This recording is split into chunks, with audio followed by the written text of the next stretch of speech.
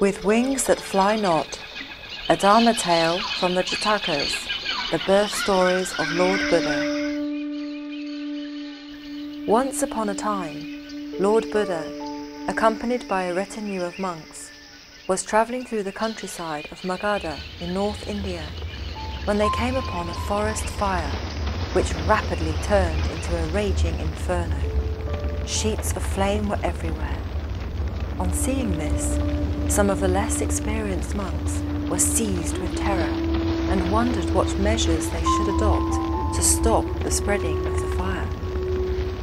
To ease their panic, other senior monks said to them, "Why should you be fearful when you are in the company of Lord Buddha, who has power over all phenomena? We should go to the Master at once." As the monks gathered around Lord Buddha, the World Honourable One continued to walk towards the approaching fire for some way before taking a stand. The fire had by now spread far and wide, devouring everything in its path. But when they came close to the spot where Lord Buddha stood his ground, the great fire came no nearer than 16 lengths, and went out suddenly, just like a flaming torch that had been put into a barrel of water. Witnessing this miracle, all the monks burst into praise. "Oh, how great are the powers of the Buddha! Even this great fire could not come close to the spot where Buddha stands." Hearing these words, Lord Buddha responded, "It is not due to my present power, but the power of a former act of truth of mine, that this fire goes out at this spot. Furthermore, no fire will take place in this spot ever again for the rest of this eon." Then the Master took his seat. All the monks bowed to Buddha and sat around him. "Master," they said, "we are only aware of the present and have no knowledge of the past. Please make the past known to us."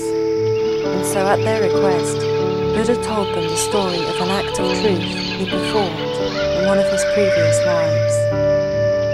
Once, a long time ago, in this exact spot, the Buddha-to-be took birth as a young quail. His parents prepared a nest for him and brought him food every day. At that time, the young quail was not yet strong enough either to fly by his own effort or to walk upon the forest ground. One day, a fire broke out in the forest, and it swept fast and furiously with the ferocity of an insatiable wild beast. Alarmed and fearful, all the animals and birds in the forest fled from the encroaching fire as fast as they could. The parents of the young quail knew they did not have the body strength to ferry their young one with them on their escape, and so had to fly away on their own, leaving the little quail behind. Stranded, alone in his nest, the Buddha-to-be became aware of the approaching fire and thought to himself, "If I had the strength to use my wings, I would follow my parents to safety. Now that my parents have gone, what could I possibly do to save myself?" Just then, an insight arose from his mind. In this world of samsara, there are those who are revered throughout the universe as the Buddhas, the enlightened ones.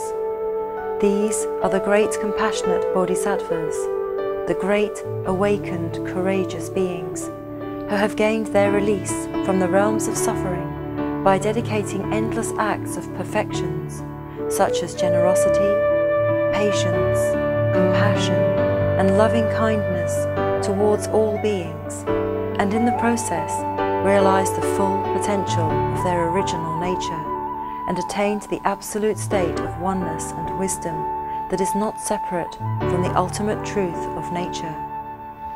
Since I too believe in the same truth and the efficacy of goodness, I will invoke the Buddhas of the past to grant me their blessing, to bring true the ultimate truth of nature, and by an act of faith in that truth, put a stop to the fire. Thus fortified by his faith, the young quail called to mind the efficacy of the Buddhas of the past and performed an act of truth by repeating the following stanza. With wings that are not yet ready to fly, feet that are not yet ready to walk, abandoned by my parents, here I lie in this nest.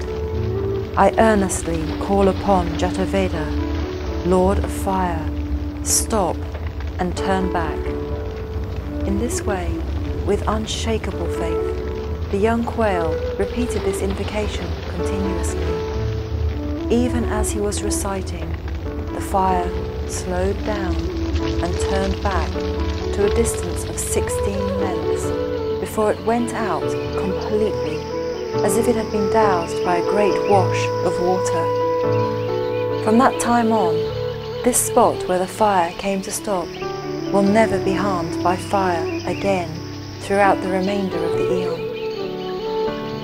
Lord Buddha then said to the monks, "It is not my present power, but the power of an act of truth I performed in my former birth as a quail that caused the fire to stop at this spot in the forest." Lord Buddha then identified his parents in this life were the parents of those days, and he himself was the king of the quails.